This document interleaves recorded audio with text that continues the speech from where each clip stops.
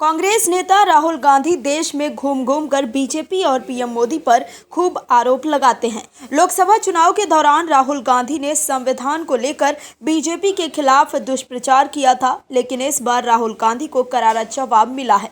राहुल गांधी जो कर रहे हैं उससे वो ही घिरते जा रहे हैं।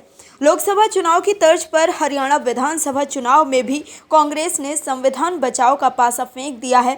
राहुल गांधी ने हरियाणा के विधानसभा चुनाव में भी संविधान बचाओ का नारा दिया है, लेकिन राहुल गांधी के इस चाल से कांग्रेस मुश्किल में फंसती नजर आ रही है, क्योंकि कुछ मीडिया रिपोर्ट्स के मुताबिक हरियाणा कांग्रेस के नेता ये चाहते थे कि राहुल गांधी राज्य में ज्यादा प्रचार न करें और चुनाव स्थानीय मुद्दे पर हो। कांग्रेस चाहती थी कि राहुल गांधी के जमकर चुनाव प्रचार में उतरने से चुनाव कहीं पीएम मोदी बनाम राहुल गांधी न हो जाए और स्थानीय मुद्दों पर चुनाव होने की जगह कहीं चुनाव में राष्ट्रीय मुद्दे हावी न हो जाए। लेकिन राहुल गांधी ने संविधान को लेकर बीजेपी पर हमला बोलकर चुनाव को भगवा दल को उन पर हमला बोलने का मौका दे दिया है।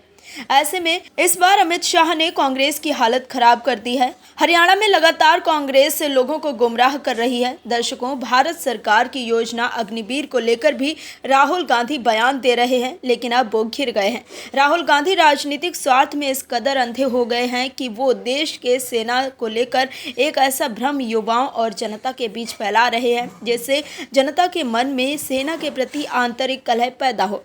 राहुल गांधी का ये प्रचार कहीं न कहीं देश के आंतरिक सुरक्षा के लिए खतरा बना हुआ है। लेकिन देश के गृह मंत्री अमित शाह ने राहुल गांधी के मंसूबों पर पानी फेर दिया है। क्या है खबर, बताते हैं आपको इस रिपोर्ट में। दरअसल गृह मंत्री अमित शाह ने कहा है कि हर अग्निवीर को पेंशन वाली नौकरी दी जाएगी। कांग्रेस ने सेनाध्यक्ष को गुंडा कहा था। उन्होंने आरोप लगाया कि हरियाणा में कांग्रेस की सरकार थी, कट कमीशन और करप्शन से चलती थी, डीलर दलाल और दामादों का राज चलता था। बीजेपी सरकार में न डीलर बचे न ही दलाल बचे, दामाद का तो सवाल ही नहीं है। गृह मंत्री अमित शाह ने कहा है कि राहुल गांधी को अभी किसी एनजीओ ने पकड़ा दिया है कि एमएसपी बोलने से वोट मिल जाएंगे। खरीफ और रबी की फसल कौन सी है, क्या आपको मालूम है? पूरे देश भर में कांग्रेस की जो सरकारें चल रही हैं वे एमएसपी के नाम पर किसानों से झूठ बोलना बंद करें। हरियाणा की बीजेपी सरकार किसानों से 24 फसलें एमएसपी पर खरीद रही है। हरियाणा में कांग्रेस के नेता एक बार बता दें कि देश में आपकी कौन सी सरकार एमएसपी पर 24 फसल खरीदती है। कांग्रेस पर निशाना साधते हुए अमित शाह ने आगे कहा है कि कर्नाटक और तेलंगाना में आपकी सरकार है, एमएसपी पर कितनी फसलें खरीदते हैं बताइए जरा।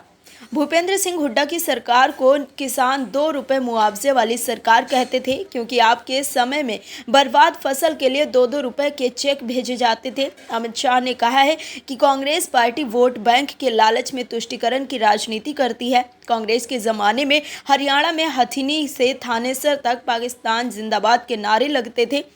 राहुल गांधी अमेरिका में जाकर आरक्षण हटाने की बात करते हैं। उन्होंने कहा कि हमने आरक्षण में क्रीमी लेयर को बढ़ाया है। अमित शाह ने यह भी कहा कि ये राहुल गांधी हम पर आरोप लगाते थे कि हम आरक्षण समाप्त करने वाले हैं और अमेरिका जाकर अंग्रेजी में बोल कर आए कि आरक्षण समाप्त कर देंगे। वहीं आरक्षण पर घिरने पर राहुल गांधी भी संविधान को लेकर बीजेपी पर निशाना साध रहे हैं। हरियाणा विधानसभा चुनाव में प्रचार के दौरान राहुल गांधी ने बीजेपी और आरएसएस पर निशाना साधते हुए कहा कि इनकी मंशा संविधान खत्म करने की है, लेकिन हम बाबा साहेब के संविधान को छूने भी नहीं देंगे। लेकिन सवाल है कि अमेरिका में राहुल गांधी आरक्षण को लेकर क्यों बयान दे रहे थे, लेकिन अमित शाह ने राहुल गांधी को करारा जवाब देकर कांग्रेस को घेर लिया है। Bureau report, OMH news. और भी वीडियोस देखने के लिए चैनल को सब्सक्राइब करें और बेल आइकन को दबाएं।